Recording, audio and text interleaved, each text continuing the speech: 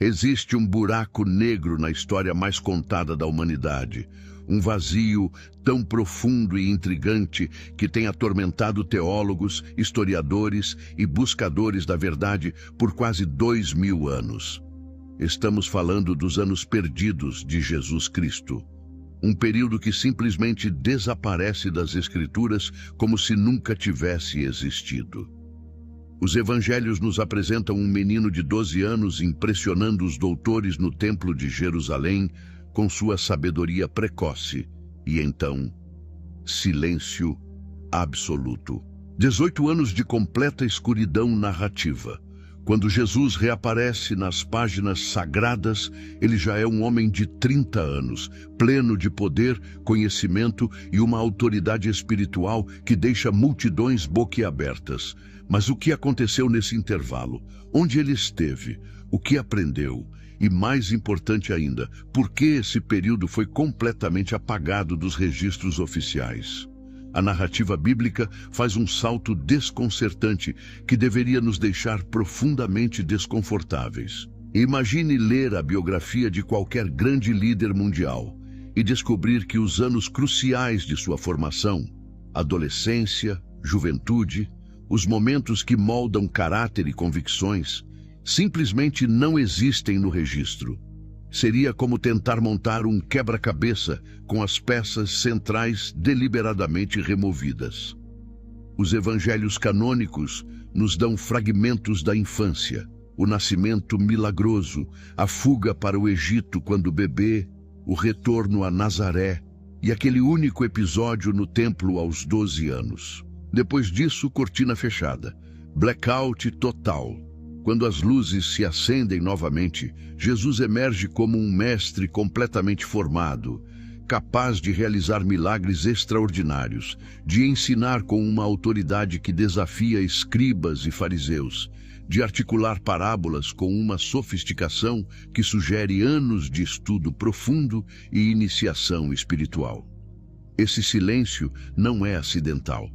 É estratégico, calculado e profundamente revelador.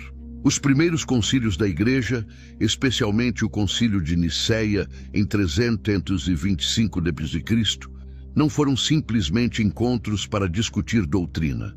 Foram operações massivas de controle narrativo, onde bispos e autoridades eclesiásticas decidiram quais textos seriam considerados sagrados e quais seriam rotulados como heréticos e destruídos. Centenas de evangelhos, cartas e testemunhos foram sistematicamente eliminados, queimados, enterrados ou escondidos, porque continham informações que ameaçavam a estrutura de poder que estava sendo cuidadosamente construída.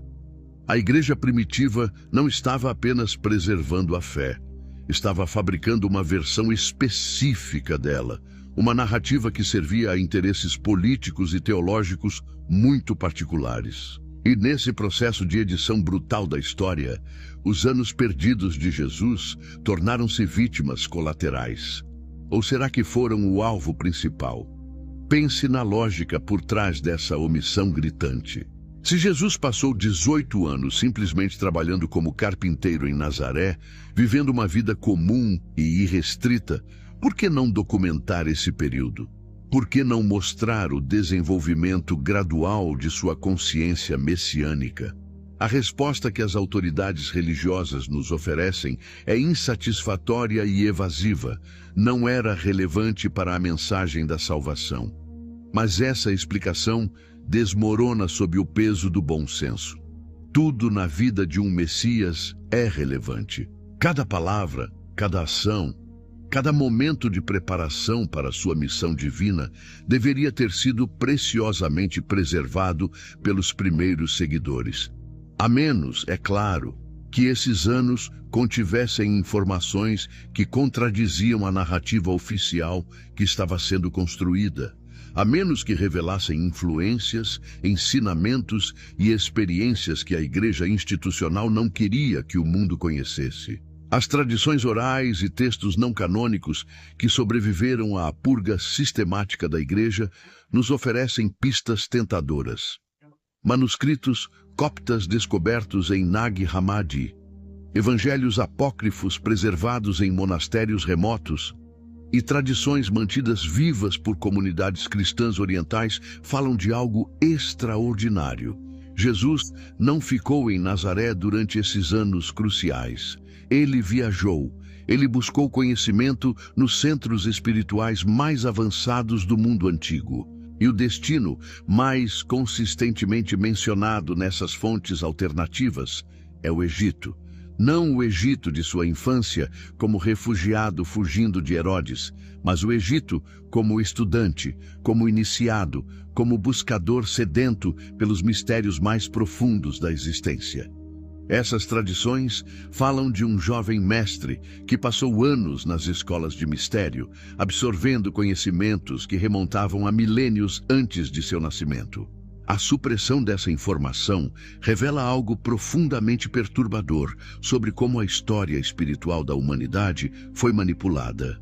Se Jesus de fato estudou no Egito, se ele foi iniciado nos mistérios de Ísis e Osíris, se ele aprendeu as artes da cura, da alquimia espiritual e da manifestação de poder através do conhecimento hermético, então o cristianismo não é o começo absoluto de algo completamente novo e sem precedentes. Ele se torna parte de uma corrente muito mais antiga de sabedoria espiritual. Uma continuação e síntese de tradições que existiam milênios antes de Belém. Isso democratiza o acesso ao divino. Isso sugere que os ensinamentos de Jesus não eram propriedade exclusiva de uma única instituição religiosa, mas faziam parte de um conhecimento universal disponível a todos os buscadores sinceros. E isso, mais do que qualquer outra coisa, era inaceitável para uma igreja que estava construindo seu poder sobre o monopólio da salvação. O mistério dos anos perdidos é, portanto, uma porta trancada há séculos, guardada por dogmas e ameaças de heresia, protegida por camadas de desinformação e medo institucionalizado. Mas as chaves para abrir essa porta sempre estiveram lá, escondidas à vista de todos, em textos esquecidos, tradições orais preservadas e nos próprios ensinamentos de Jesus que ecoam de forma inconfundível a sabedoria hermética egípcia.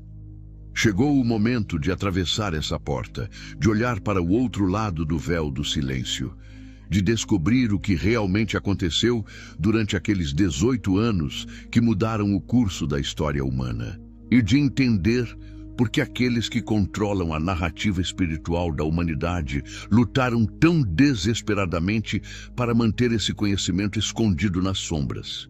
A verdade, como sempre, não está apenas esperando para ser descoberta. Ela está exigindo ser libertada. Egito, a terra dos segredos ancestrais. O Egito Antigo não era apenas uma civilização. Era um portal para dimensões do conhecimento que a humanidade moderna mal consegue compreender. Enquanto outras culturas da antiguidade lutavam para dominar a agricultura e construir assentamentos básicos, os egípcios já estavam mapeando as estrelas, compreendendo as leis da geometria sagrada e desenvolvendo um sistema espiritual tão sofisticado que suas ramificações ainda ecoam em todas as tradições místicas do mundo. Eles não viam divisão entre ciência e espiritualidade, entre o material e o divino, entre o conhecimento externo e a sabedoria interior. Para os antigos egípcios, tudo era interconectado numa teia cósmica de significado e poder. Suas pirâmides não eram apenas túmulos monumentais, eram máquinas espirituais construídas com precisão matemática impossível, alinhadas perfeitamente com constelações, projetadas para facilitar a transformação da consciência humana. E no coração dessa civilização extraordinária pulsava algo que atraía buscadores de todo o mundo conhecido: as escolas de mistério. Estas escolas não eram instituições acadêmicas no sentido moderno. Eram templos de transformação radical da consciência humana, Localizadas em centros como Heliópolis, Tebas e Alexandria, essas escolas guardavam conhecimentos que eram considerados perigosos demais para as massas despreparadas.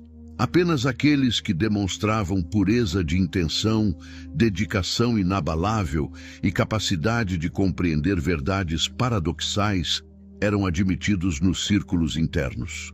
O processo de iniciação podia levar anos, às vezes décadas, progredindo através de graus crescentes de revelação. Os iniciados aprendiam sobre os princípios herméticos, as leis universais que governam toda a criação, desde o movimento dos planetas até os pensamentos humanos. Eles estudavam a alquimia, não apenas como transformação de metais, mas como a arte suprema de transmutar a consciência humana do chumbo da ignorância para o ouro da iluminação. Eles praticavam técnicas de cura que combinavam conhecimento anatômico preciso com manipulação de energia sutil, realizando o que testemunhas chamavam de milagres, mas que eram, na verdade, aplicações de leis naturais superiores. O conhecimento hermético egípcio baseava-se em princípios que parecem assustadoramente familiares para qualquer estudante dos ensinamentos de Jesus. O que está em cima é como o que está embaixo. O primeiro princípio hermético ensinava que o microcosmo reflete o macrocosmo, que o reino dos céus está dentro de nós, tanto quanto fora. Essa não é exatamente a essência do ensinamento cristão de que o reino de Deus está dentro de vós. Os egípcios ensinavam que a mente é a matriz da realidade, que pensamentos são forças criativas que moldam a experiência material. Não é isso que Jesus demonstrava constantemente quando curava através da fé, quando manifestava pão e peixe através da intenção focada, quando acalmava tempestades com uma palavra? O princípio da vibração hermética afirmava que tudo está em movimento constante, que a diferença entre matéria e espírito é apenas uma diferença de frequência vibratória. Jesus não demonstrava mestria sobre esse princípio quando transfigurava seu corpo no monte, quando caminhava sobre águas, quando materializava-se em salas trancadas após a ressurreição. Os mitos centrais da religião egípcia eram essencialmente mapas codificados de transformação espiritual. A história de Osíris, assassinado, esquartejado e depois ressuscitado através do poder do amor de Ísis, não era apenas uma narrativa mitológica para entreter as massas. Era um ensinamento iniciático profundo sobre morte e renascimento, sobre a jornada da alma através da dissolução do ego e sua reconstituição num estado superior de consciência. Osíris morria e ressuscitava. Jesus morreria e ressuscitaria. Mas os paralelos vão muito além do óbvio. Osíris tornava-se senhor do submundo, guia das almas, juiz dos mortos, exatamente os papéis que o cristianismo atribuiria a Jesus. A ressurreição não era uma inovação cristã, era o clímax do mais antigo drama espiritual do Egito, encenado em mistérios sagrados milênios antes de Jerusalém testemunhar sua versão mais famosa. Será mera coincidência? Ou Jesus estava deliberadamente cumprindo um arquétipo iniciático que ele havia estudado profundamente? As práticas de cura egípcias combinavam conhecimento médico avançado com o que hoje chamaríamos de medicina energética. Os sacerdotes médicos do Egito entendiam a anatomia humana com precisão surpreendente. Múmias preservadas revelam evidências de cirurgias complexas, tratamentos dentários sofisticados e até próteses funcionais. Mas seu verdadeiro poder vinha da compreensão de que o corpo físico é apenas a manifestação mais densa de corpos energéticos sutis. Eles trabalhavam com o Ka e o Ba, conceitos que correspondem surpreendentemente ao que tradições posteriores chamariam de corpo astral e alma.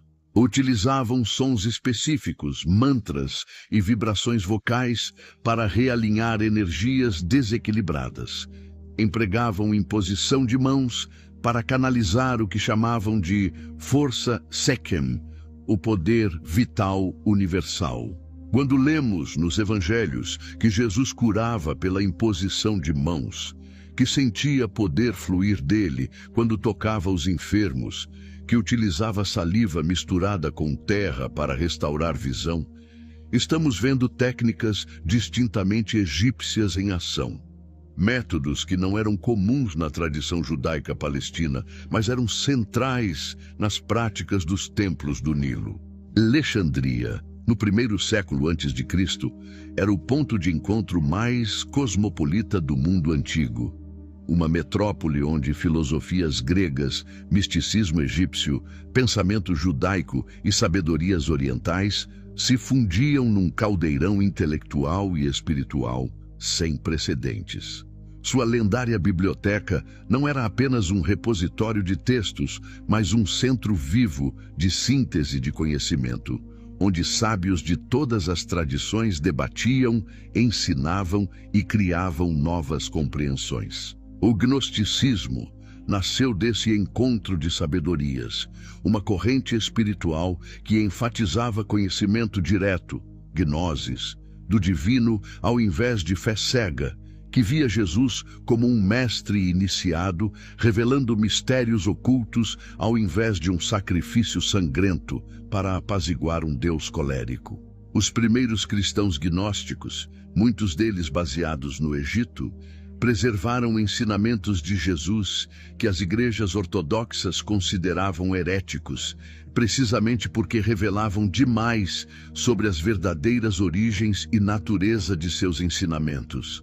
Esses textos gnósticos falam explicitamente de Jesus como um iniciado nos mistérios, como alguém que veio não para morrer por nossos pecados, mas para nos ensinar a acessar o mesmo poder divino que ele dominava. Para um jovem buscador espiritual do primeiro século, sedento por compreensão profunda dos mistérios da existência, o Egito era o destino óbvio e irresistível. Pitágoras havia estudado lá por 22 anos antes de retornar à Grécia para fundar sua escola de mistérios. Platão passou 13 anos absorvendo sabedoria egípcia antes de escrever suas filosofias imortais sobre formas ideais e a caverna da ilusão. Moisés, segundo a própria tradição bíblica, foi instruído em toda a sabedoria dos egípcios antes de liderar o êxodo. O padrão é inegável. Os grandes mestres espirituais e filósofos da antiguidade peregrinavam ao Egito para beber da fonte primordial de conhecimento. Jesus, durante seus anos perdidos, teria ignorado essa tradição milenar? Teria permanecido isolado em Nazaré quando o maior repositório de sabedoria espiritual do mundo estava a apenas algumas semanas de viagem? A lógica da busca espiritual, a tradição dos grandes mestres e as evidências textuais que sobreviveram à purga da igreja apontam todos na mesma direção. Jesus esteve no Egito, estudou seus mistérios e emergiu transformado, não apenas por graça divina descendente, mas através do trabalho árduo de iniciação ascendente, caminhando o mesmo caminho que incontáveis buscadores haviam trilhado antes dele nas areias douradas da terra dos faraós. Os ensinamentos proibidos, sabedoria além dos evangelhos enterrados nas areias do deserto egípcio por quase 2000 anos, os manuscritos de Nag Hammadi aguardavam silenciosamente o momento de sua revelação. Em 1945, um camponês chamado Muhammad Ali Al-Saman estava cavando por fertilizante natural perto de uma formação rochosa quando sua enxada atingiu algo sólido. Um jarro de barro lacrado contendo 13 códices de papiro encadernados em couro. Ele não sabia naquele momento, mas havia descoberto uma das mais explosivas coleções de textos religiosos já encontradas.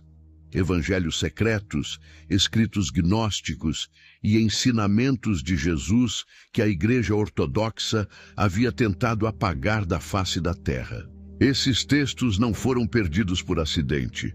Eles foram deliberadamente escondidos por monges cristãos coptas do mosteiro de São Pacômio no século IV, quando o bispo Atanásio de Alexandria ordenou a destruição de todos os escritos heréticos. Esses monges corajosos preferiram preservar verdades proibidas para gerações futuras do que vê-las queimadas nas fogueiras da ortodoxia. E o que esses textos revelam é absolutamente devastador para a narrativa oficial. Eles falam de um Jesus radicalmente diferente, um mestre de mistérios ocultos que ensinou seus discípulos a despertar o Cristo interior através de conhecimento direto do divino. O Evangelho de Tomé, provavelmente o mais antigo dos textos descobertos em Nag Hammadi, apresenta 114 ditos de Jesus sem narrativa, sem milagres, sem crucificação. Apenas puro ensinamento esotérico.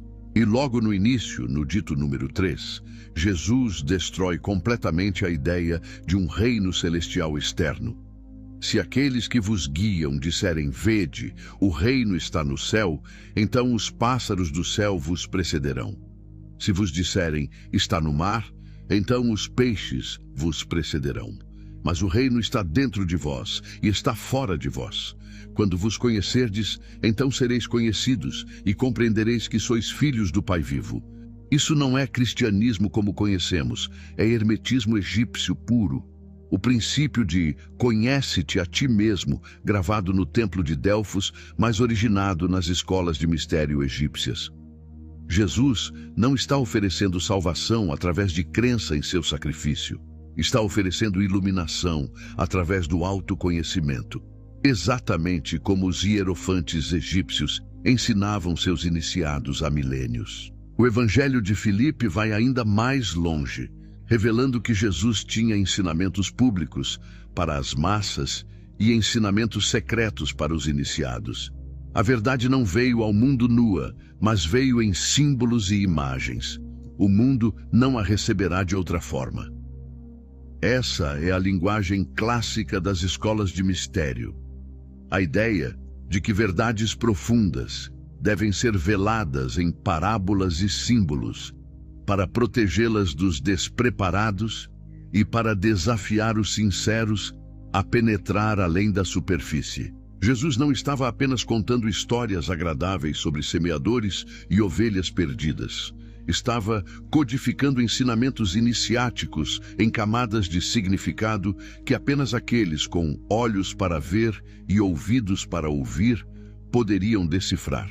O mesmo texto revela práticas ritualísticas de unção, uso sacramental de óleos especiais e um conceito de câmara nupcial como ritual de união mística, práticas que ecoam diretamente os ritos de Ísis e Osíris nos templos egípcios, onde iniciados passavam por mortes simbólicas e renascimentos espirituais em câmaras secretas. Tradições coptas preservadas em monastérios remotos do Egito contam histórias que nunca chegaram aos evangelhos canônicos. Uma narrativa particularmente fascinante, preservada em fragmentos do Evangelho da Infância Copta, descreve o jovem Jesus realizando prodígios que deixavam os anciãos de Alexandria estupefatos. Não eram truques infantis, mas demonstrações de maestria sobre as leis naturais. Moldar pássaros de barro e dar-lhes vida com um sopro, purificar águas poluídas com uma palavra, curar instantaneamente ferimentos graves. Mas o mais revelador é o contexto. Essas histórias situam Jesus em ambientes educacionais egípcios, sendo testado por mestres que reconheciam nele um talento extraordinário para as artes herméticas. Um texto fragmentário menciona os mestres de Heliópolis, observando o jovem com uma mistura de admiração e cautela, percebendo que ele dominava em meses o que levava anos para outros iniciados compreenderem. Isso não é a geografia cristã tradicional. É o registro de um prodígio espiritual sendo treinado nos segredos mais profundos da antiguidade. A conexão entre simbolismo egípcio e ensinamentos cristãos é impossível de ignorar, uma vez que você conhece ambas as tradições. A cruz cristã, apresentada como um símbolo exclusivo do sacrifício de Jesus, é, na verdade, o Ankh egípcio, a cruz da vida, símbolo milenar de imortalidade e poder divino, ligeiramente modificado. A auréola dourada ao redor das cabeças de santos e anjos na iconografia cristã, diretamente copiada do disco solar usado por deidades egípcias. A trindade cristã de Pai, Filho e Espírito Santo espelha perfeitamente a tríade egípcia de Osíris, Horus e Ísis. A Virgem Maria segurando o menino Jesus é iconograficamente idêntica a Ísis segurando o bebê Horus, tanto que as primeiras representações cristãs eram frequentemente estátuas de Ísis repropositadas. A comunhão cristã, onde pão e vinho se tornam corpo e sangue divinos, replica rituais osirianos, onde iniciados consumiam pão e cerveja sacramentais, representando a substância do Deus. Essas não são coincidências, são apropriações deliberadas de um sistema simbólico que Jesus conhecia intimamente e escolheu utilizar porque ressoava com verdades arquetípicas profundamente enraizadas na psique humana. O conceito de Logos, a palavra através da qual todas as coisas foram criadas, identificada com Jesus no Evangelho de João, não se originou no pensamento judaico. É um conceito central da filosofia hermética egípcia, onde o deus Thoth, conhecido como Hermes pelos gregos, era o senhor da palavra divina, o mago que criava realidade através do poder da fala. No princípio era o Verbo, e o Verbo estava com Deus, e o Verbo era Deus. Essa abertura majestosa do Evangelho de João é teologia hermética pura, enxertada na narrativa cristã. O autor desse evangelho estava claramente familiarizado com tradições alexandrinas que fundiam pensamento judaico com filosofia hermética. Mas aqui está o ponto crucial. Se Jesus realmente ensinou essa cosmologia do Logos, onde ele a aprendeu? Não dos rabinos de Jerusalém, que veriam tal especulação como perigosamente próxima do paganismo. Ele a aprendeu onde o conceito se originou, nos templos e escolas filosóficas do Egito, onde hierofantes ensinavam que o universo foi cantado à existência através de vibrações sonoras sagradas, onde cada palavra carregava poder criativo potencial. O ensinamento mais radical preservado nos textos gnósticos coptas é a afirmação de Jesus de que todos os humanos possuem uma centelha divina interior que pode ser despertada através de conhecimento e prática espiritual. No Evangelho da Verdade, descoberto em Nag Hammadi, Jesus declara que ele veio não para julgar o mundo, mas para que através dele o mundo pudesse ser salvo. Salvo não através de seu sangue derramado, mas através do conhecimento, gnosis, que ele trouxe dos reinos superiores. A salvação não é um evento único de aceitação de Jesus como Salvador. É um processo gradual de despertar para nossa própria natureza divina, de reconhecer que somos deuses adormecidos, aguardando ativação. Essa é a essência do ensinamento hermético. Não sabeis que sois deuses?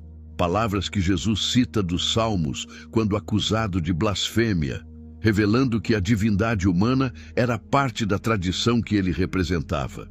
Os iniciados egípcios passavam anos trabalhando para ativar essa divindade latente através de práticas de purificação, meditação, ritual e estudo. Jesus não apenas conhecia essas práticas, ele as havia dominado e as estava ensinando secretamente a seus discípulos mais próximos, preparando-os não para adorá-lo, mas para se tornarem como ele, mestres despertos da realidade, magos do espírito operando conscientemente as leis herméticas que governam toda a criação. Milagres nas sombras, prodígios esquecidos pelo tempo. Os registros coptas preservados em mosteiros esquecidos ao longo do Vale do Nilo contam histórias que fariam qualquer teólogo ortodoxo tremer. Manuscritos datados dos primeiros séculos do cristianismo, escritos em copta, a última forma da língua egípcia antiga, descrevem eventos extraordinários protagonizados por um jovem Hakim, sábio, vindo do Levante, que perambulava pelas margens do Nilo, demonstrando poderes que deixavam até os mais experientes praticantes das artes herméticas perplexos. Esses textos não o chamam explicitamente de Jesus. Usar nomes era perigoso numa época de perseguição tanto romana quanto posteriormente da ortodoxia cristã. Mas os detalhes são inconfundíveis. Um jovem de linhagem davídica, nascido sob circunstâncias miraculosas, que chegou ao Egito não como refugiado desta vez, mas como buscador da luz oculta. Um fragmento particularmente intrigante, preservado no Mosteiro Branco, perto de Sohag, descreve como este jovem mestre realizou na praça de mercado de Alexandria algo que os textos chamam de o milagre da multiplicação das moedas, transformando algumas poucas moedas de cobre em ouro puro para alimentar uma família faminta, um prenúncio claro do milagre posterior da multiplicação dos pães e peixes. O que torna esses relatos coptas tão explosivos não é apenas que descrevem milagres não registrados nos evangelhos canônicos, mas que situam esses milagres num contexto de treinamento e desenvolvimento progressivo de habilidades. Os evangelhos canônicos apresentam Jesus realizando seu primeiro milagre já adulto nas bodas de Caná, transformando água em vinho de forma súbita e completa. Mas os textos coptas contam uma história diferente, de um jovem aprendendo gradualmente a manipular as leis naturais sob orientação de mestres egípcios, cometendo erros, refinando técnicas, até atingir maestria total.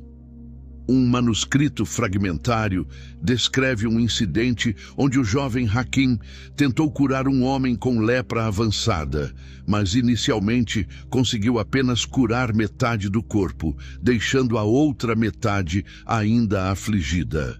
Foi necessária a intervenção de um mestre da Casa da Vida, termo egípcio para os templos escola de cura, para completar o trabalho e ensinar ao jovem aprendiz a importante lição de visualização completa e intenção total antes de iniciar uma cura.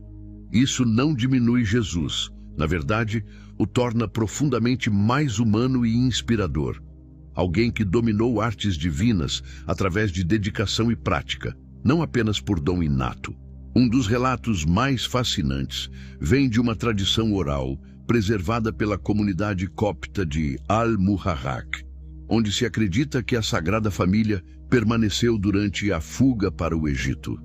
Anciãos dessa comunidade, passando histórias de geração em geração por 2 milênios, falam de um retorno posterior, não do bebê Jesus, mas do jovem Jesus, talvez com 15 ou 16 anos, chegando sozinho e pedindo para estudar com os guardiões dos antigos mistérios. A história descreve como ele foi inicialmente recusado. Estrangeiros eram raramente admitidos nos círculos internos do conhecimento sagrado. Mas então ele demonstrou algo extraordinário. Colocou suas mãos sobre uma árvore seca e morta há anos, e diante dos olhos atônitos dos guardiões do templo, a árvore floresceu instantaneamente, produzindo frutos fora de estação. Esse não era truque de mágica de rua. Era domínio do princípio hermético da vibração, a capacidade de elevar a frequência energética de matéria morta de volta à vida. Os guardiões reconheceram imediatamente que esse jovem não era um novato. Ele já possuía conhecimento que só poderia ter vindo de encarnações anteriores ou de instrução divina direta. Ele foi admitido nos estudos mais avançados. Os milagres descritos nessas tradições coptas revelam um padrão que os evangelhos canônicos obscurecem deliberadamente. Jesus não apenas curava doenças, ele demonstrava mestria sobre todos os elementos da criação. Há relatos de controle sobre o fogo, fazendo chamas dançarem sem queimar, um prenúncio da sarça ardente de Moisés, mas executado com intenção consciente ao invés de testemunho passivo. Há descrições de manipulação da gravidade, onde o jovem mestre levitava objetos pesados durante construções de templos, ajudando trabalhadores enquanto simultaneamente demonstrando princípios herméticos de mente sobre matéria. Há narrativas de comunicação com animais, não no sentido sentimental de São Francisco, mas no sentido xamânico de compartilhar consciência com outras formas de vida, uma prática central nos mistérios de Ísis. Um texto particularmente enigmático menciona o jovem Hakim entrando voluntariamente em estado de morte aparente por 3 dias, sendo colocado numa câmara subterrânea do templo e emergindo transformado, radiante, afirmando ter visitado os reinos onde Osíris reina. Isso não soa exatamente como um ensaio da futura ressurreição, uma prática iniciática de morte e renascimento típica dos mistérios egípcios? Compare esses relatos com os milagres canônicos e padrões extraordinários emergem. Jesus caminha sobre águas, mas sacerdotes egípcios eram descritos em textos antigos como capazes de tornar sólido o que é líquido, através de poder mental focado. Jesus transforma água em vinho, mas alquimistas egípcios ensinavam transmutação de substâncias como aplicação prática do princípio hermético de que tudo é energia em diferentes frequências. Jesus cura cegos com saliva e terra, mas essa exata técnica é descrita em papiros médicos egípcios como método de ativar o fluido vital, usando substâncias que representam os 4 elementos. Jesus ressuscita Lázaro após 4 dias morto, mas os rituais ossirianos descreviam sacerdotes realizando o despertar do Ka em corpos recentemente falecidos, trazendo de volta a força vital através de invocações específicas e gestos de poder. A diferença não está na natureza dos milagres, mas no contexto. Jesus estava aplicando ciência espiritual egípcia milenar em contexto judaico, traduzindo técnicas de templo para demonstrações públicas acessíveis às massas. O milagre mais revelador, descrito nos textos coptas e completamente ausente dos evangelhos canônicos, é o que chamam de despertar dos escribas. Segundo essa narrativa, preservada em fragmentos do século III, o jovem mestre foi desafiado pelos sábios de Alexandria a provar seu conhecimento das escrituras sagradas. Mas, ao invés de simplesmente recitar textos memorizados como qualquer estudante rabínico faria, ele fez algo totalmente diferente. Colocou as mãos sobre os rolos antigos de papiro e de alguma forma despertou o conhecimento dormindo neles, fazendo com que símbolos hieroglíficos brilhassem com luz dourada, revelando camadas de significado oculto que nem os próprios escribas que haviam copiado os textos conheciam. Isso é pura magia hermética. A ideia de que palavras escritas não são apenas símbolos mortos, mas recipientes vivos de poder que pode ser ativado por aqueles que conhecem as chaves corretas. Os escribas de Alexandria, mestres das artes do conhecimento, se prostraram diante dele, reconhecendo que estavam na presença de alguém que havia penetrado os véus mais profundos dos mistérios. Um deles teria dito: "Tu não vieste aprender conosco, vieste nos lembrar do que esquecemos."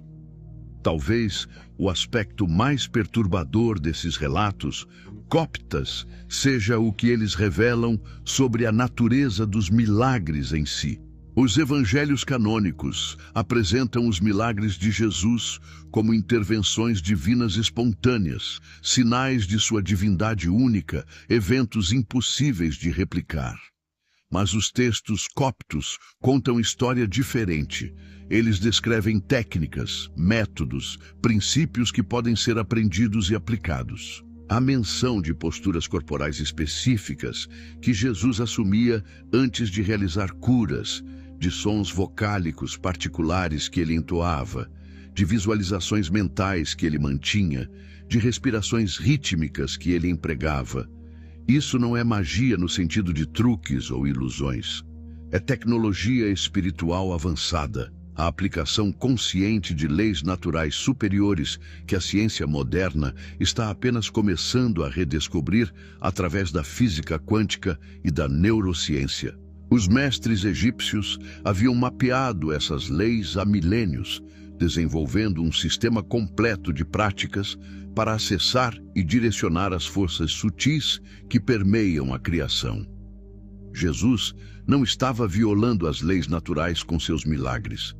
Estava operando leis mais profundas que a maioria da humanidade nem sabe que existem.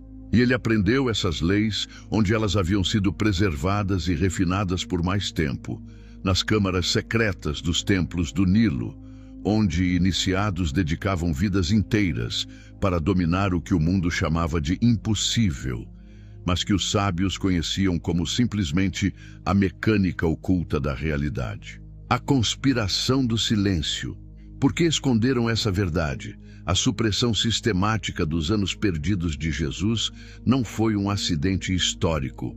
Foi uma operação deliberada de controle narrativo que começou nos primeiros séculos do cristianismo e continua até hoje.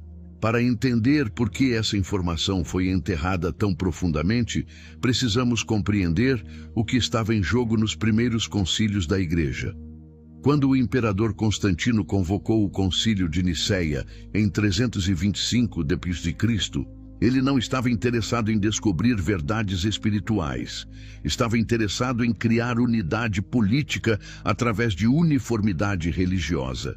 O Império Romano estava fragmentado, com dezenas de interpretações diferentes do cristianismo competindo por supremacia.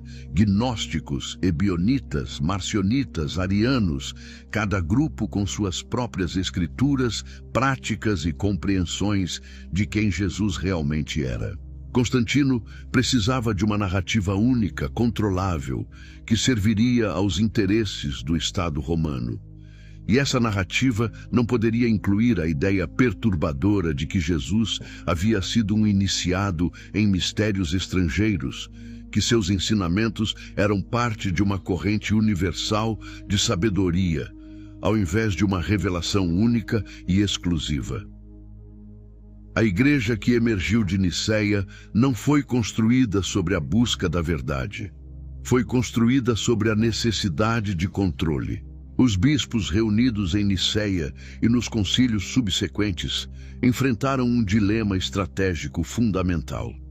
Se admitissem que Jesus havia estudado no Egito, que ele havia sido iniciado nas escolas de mistério, que seus milagres eram aplicações de técnicas herméticas que outros também poderiam aprender, então o cristianismo perdia sua reivindicação de exclusividade absoluta.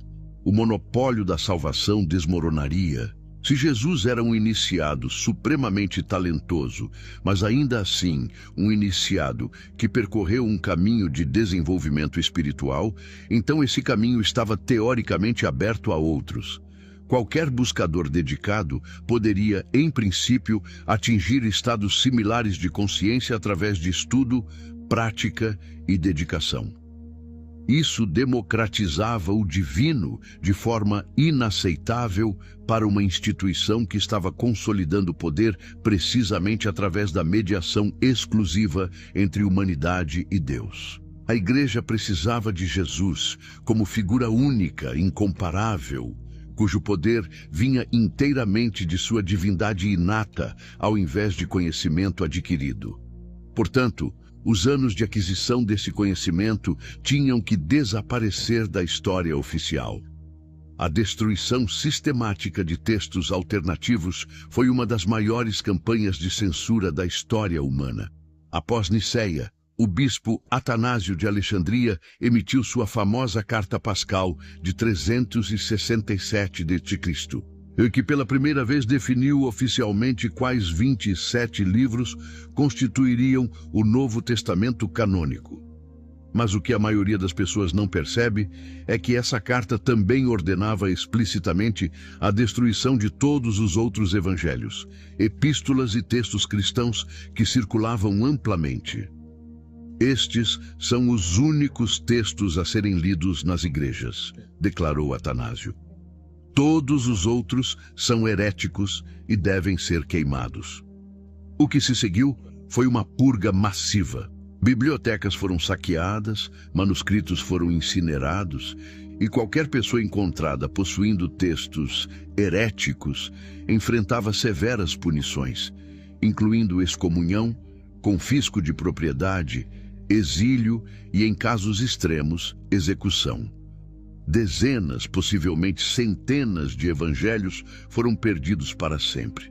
Os poucos que sobreviveram, como os textos de Nag Hammadi, só o fizeram porque monges corajosos os esconderam em jarros lacrados em cavernas remotas, apostando que algum dia futuro seria seguro revelar verdades que seu próprio tempo considerava perigosas demais para existir. Mas a questão permanece. Por que especificamente os ensinamentos egípcios eram tão ameaçadores? A resposta está na natureza fundamental desses ensinamentos. Eles empoderavam o indivíduo ao invés de subordiná-lo à autoridade institucional.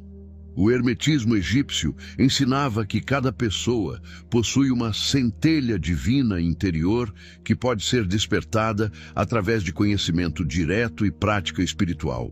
Não há necessidade de intermediários sacerdotais, de confissões obrigatórias, de sacramentos controlados por uma hierarquia eclesiástica. O gnose, conhecimento direto do divino, estava disponível a qualquer buscador sincero disposto a fazer o trabalho interno necessário. Compare isso com a estrutura que a Igreja Romana estava construindo.